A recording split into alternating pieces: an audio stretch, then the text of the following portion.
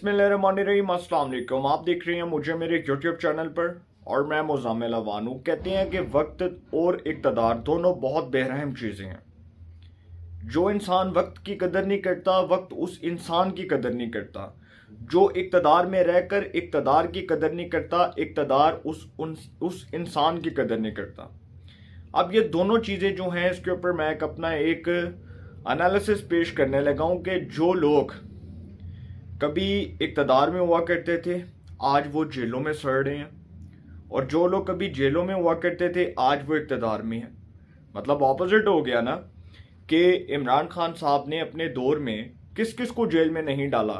एक लिस्ट बयान कर देता हूँ। शाहिद खाकान अब्बासी, राना सनाउल्लाह, मिफ्ता इस्माइल, मरियम नवाज, हमजा शहबाज, नवाज शरीफ, शहबाज शरीफ, ख्वाजा आसिफ, ख्वाजा साद रफ़ीक, एहसन इकबाल, एक बहुत बड़ी लिस्ट है। सैयद खुर्शीद शाह, आसिफ अली जरदारी, फरियाल तालपुर। मैं किस किस का नाम लूँ? इमरान खान साहब के दौर में जिस जिस को जेल में डाला गया, क्या कोई अकाउंटेबिलिटी के नाम पर जो एहतसाब की बात कर रहे थे इमरान खान साहब, फिर वो जावेद इकबाल चेयरमैन नैब, फिर वो साकिब निसार साहब अदालत उज़्मा के सुप्रीम कोर्ट के चीफ जस्टिस, उस दौर में क्या इमरान खान साहब ये साबित कर सके कि अपने मुखालफिन के खिलाफ वो करप्शन क्या 1% भी साबित कर सके? एक सवाल है, उसका जवाब तो मेरा ख्याल है शायद किसी के पास भी नहीं होगा। और फिर इमरान खान साहब को छोड़कर अगर आप उस एहतसाबी निज़ाम की बात करें, बहुत बार की, बार बार की, 1000 बार की, 2000 बार की, 3000 बार की, लेकिन सर बार बार करनी पड़ती है इसलिए क्योंकि लोगों के सामने हकाइक बयान करने हैं, लोगों को बताना है कि असल हकाइक क्या है, लोग हकाइक से, हकीकत से वाकिफ रह सकें और लोगों को पता चल सके कि इक़्तिदार में एक इमरान खान साहब जब वज़ारत उज़्मा की कुर्सी पर, उसके मनसब पर फायज हुए, इक़्तिदार में आए, तो उन्होंने कौम को जमहूरियत के, एहतसाब के, डिक्टेटरशिप के, पार्लियामेंट के, अदलिया के निज़ाम के, रियासत मदीना के, इंसाफ के बहुत बड़े बड़े भाषण दिए थे। क्या उसमें से कोई भी जो है वो इमरान खान साहब किसी एक मुतालबे को भी पूरा कर सके? इमरान खान साहब के दौर में जो एहतसाब था, मैं उसको वर्स्ट बात कहूँगा। अब खैर उसके ऊपर इसलिए बात नहीं करूँगा क्योंकि अगर ज़्यादा डिबेट करूँगा तो मामला जो है वो टॉपिक से इररिलेवेंट हो जाएगा। ये जो आज लोग रो रहे हैं, ये जो आज लोगों की आंखों में आंसू हैं, जिनके लोगों वो जो कभी बात किया करते थे इक़्तिदार में रह के जी मरियम, नवाज शरीफ, हमजा शहबाज, शहबाज शरीफ, इनको जेल में डालेंगे, इनका ऐसा तुन के एहतसाब करेंगे। वो शहबाज गिल जो कहते थे रंडा फेर दांगा, वो इमरान खान साहब जो कहते थे मैं इनको रुलाऊंगा, वो फवाद चौधरी साहब जो कहते थे हम इनको जेलों में डालेंगे, इनको सांस नहीं आएगा, वो शेख रशीद साहब जो कहते थे कि मरियम और नवाज शरीफ की तो सारी उम्र जेल में गुजर जानी है, वो आज़म स्वाति जो कभी बयान किया करते थे, जो बयान देते थे कि नवाज शरीफ के लिए तो पाकिस्तान में आना, उनके लिए तो ज़मीन तंग हो जाएगी। सर वो आज़म स्वाति साहब टीवी पर आकर रो पड़े, जेल काटी ना उन्होंने, रोए आकर, टीवी पर आकर आंखों में आंसू आए। तो वो फवाद चौधरी जो काशिफ अब्बासी के प्रोग्राम में बैठे थे, वो रो पड़े और बयान दिया कि मेरी भी छोटी छोटी बेटियां, अपनी औलाद को देखकर रो पड़ा। वो शेख रशीद साहब जो रो पड़े और रोते हुए फरमा रहे थे कि राना सनाउल्लाह, नवाज शरीफ, शहबाज शरीफ, जरदारी, ये सब जो हैं जिम्मेदार होंगे अगर मुझे कुछ हुआ। मोहसिन नकवी साहब को भी कह रहे थे, जो हमारे केयर टेकर चीफ मिनिस्टर हैं पंजाब के। और वो इमरान खान साहब जो कहा करते थे कि कभी बयान दिया करते थे कि मैं इनको रुलाऊंगा, वो इमरान खान साहब जो हैं उनके रहनुमा खुद जेलों में जाकर रो रहे हैं। तो सर औलाद वाले सब होते हैं, औलाद सबकी होती है। मरियम नवाज साहिबा को जब जेल में डाला तो इमरान खान साहब का ये कहना था कि मरियम नवाज जो है अगर वो जेल में गल सड़ भी जाए ना, उसको कुछ हो जाए तो हमें कोई फिक्र फाका नहीं है। नवाज शरीफ को जेल में डाला, उस वक्त इंसानियत जो है वो याद नहीं आई, उस वक्त इंसानियत नहीं जागी, उस वक्त ज़मीर नहीं जागा। जब मरियम को डाला तब ज़मीर नहीं जागा, जब मरियम को जेल में डाला गया तब इनका ज़मीर बिल्कुल भी इनको मलामत नहीं कर रहा था, तब बिल्कुल भी ज़मीर नहीं जाग रहा था। जब हमजा शहबाज को, शहबाज शरीफ को, हमजा की भी तो छोटी छोटी बेटियां हैं ना, हमजा को भी जेल में डाल दिया।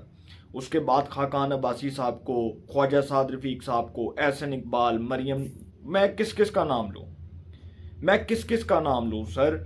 इन्होंने किसी एक शख्स के साथ भी कोई अच्छा सलूक किया, कोई अच्छा बर्ताव जो है वो किया? इन्होंने हर शख्स के साथ जो है वो इसी तरह का बर्ताव रखा। आज फवाद चौधरी साहब जेल में जाते हैं और 4 दिन की जेल काटने के बाद वो टीवी स्क्रीन पर आकर रोते हैं कि जी मेरे तो छोटे छोटे बच्चे हैं। सर सबके होते हैं। वो लोग जो सालों से जेलों में सड़ रहे हैं, वो लोग जो सालों से जेलों के अंदर जिंदगी गुजार रहे हैं, जब वो अपने बच्चों को देखते हैं ना, उनकी भी आंखों में आंसू आ जाते हैं, वो भी आपदीदा हो जाते हैं। उनके घर वाले हर कोई साहिब औलाद है, हर कोई आपदीदा हो जाता है। तो आज अगर ये बात की जा रही है कि जी शेख रशीद साहब और फवाद चौधरी साहब रो पड़े हैं, तो एक हेडलाइन के तौर पर खबर आ रही है, लेकिन है तो बहुत बड़ी खबर कि बिल्कुल जेल में जाकर तो सबको जो है वो अपने घर वाले याद आते हैं। शेख रशीद साहब के साथ जो हुआ, मैं इसके ऊपर इसलिए ज़्यादा डिबेट नहीं करूंगा क्योंकि कानून अपने दायरा कार में रह कर ही, कानून जो है वो अपने दायरा कार में ही रह सकता है। कानून अपने दायरा कार से बाहर नहीं हो सकता। एहतसाब होगा, आइन और कानून के मुताबिक होगा। जिसके ऊपर इल्ज़ाम है उसको अदालत से रिलीफ मिलेगा। फैसले सियासतदानों ने नहीं करने, फैसले तो अदालतों ने करने। फवाद चौधरी साहब को जमानत मिली, फैसला अदालत का, इसको कबूल किया जाता है। शेख रशीद साहब को जमानत मिलेगी, फैसला अदालत का होगा, उसको कबूल किया जाएगा। लेकिन सर एक बात मैं आपको बता दूं कि वो जो इमरान खान साहब अभी तक लगे हुए थे ना एस्टैब्लिशमेंट को गालियां देने, इलेक्शन कमीशन को गालियां देने, पाकिस्तान के एहतसाबी इदारों को गालियां देने, और फिर वो कहते हैं कि जी मुझे तो दीवार से इसलिए लगाया गया कि मैं तो पाकिस्तान का बहुत पॉपुलर लीडर था और मेरे खिलाफ अमेरिका ने साजिश की और साइफर की कहानी बयान करते हैं। और वो जो ऑडियो के अंदर सारी बातें लीक हुई, साइफर से मुतल्लिक झूठ एक्सपोज हो रहा है। तो इमरान खान साहब जो है ना, उनकी सियासत जो पहले दिन से बंद गली में दाखिल है, मजीद हो चुकी है। एक बात मैं आपको बता दूं कि ये ट्रेलर है फवाद चौधरी साहब की गिरफ्तारी, शेख रशीद साहब की, शहबाज गिल की, आजम स्वाति की, और भी हो सकता है कि आगे गिरफ्तारियां हों। लेकिन सर शेख रशीद के ऊपर इल्जामात बहुत संगीन है। वो लोगों को रियासत के खिलाफ बगावत पर उकसा रहे थे। वो जरदारी साहब के ऊपर बड़े सीरियस किस्म के संगीन किस्म के एलिगेशंस लगा रहे थे और ये तक कह रहे थे कि जरदारी जो है उसने जी कलदन तंजीमों को इतने पैसे दे दिए, इतना भत्ता दे दिया कि वो इमरान खान को कत्ल करवा दे। कोई इतना बेवकूफ़, अहमक और जाहिल नहीं है कि कोई इन बातों के ऊपर यकीन करेगा। इसकी तहकीकात अदालत में हो, अदालत के सामने सबूत रखे जाएं, अदालत के सामने शवाहिद बयान किए जाए और पता चल जाए कि शेख रशीद साहब कितने सच्चे हैं, कितने ऑनेस्ट हैं, कितने लॉयल हैं, कितने ईमानदार हैं। सबको पता चल जाएगा कि वो इमरान खान साहब के साथ कितने लॉयल हैं। तो सर ये जो इल्ज़ामात है ना, इन इल्ज़ामात से पहले मैं आपको एक बात बताता चलूँ कि वक्त बहुत रुलाता है इंसान को।